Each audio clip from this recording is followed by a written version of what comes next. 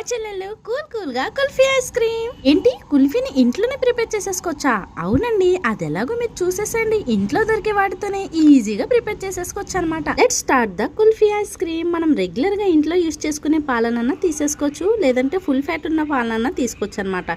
అలాంటి పాలని ఒక గ్లాసు సగం పాలను కూడా వేసేసుకుని, అంటే ఒక గ్లాస్ అండ్ హాఫ్ పాలను వేసుకుని, పాలు మరుగుతూ ఉన్నప్పుడు డ్రై ఫ్రూట్స్ మీ దగ్గర ఎన్నైతే ఉంటాయో అన్నట్లు చాప్ చేసేసుకుని యాలకుల పొడిని కూడా అందులోనే వేసేసుకోవాలి.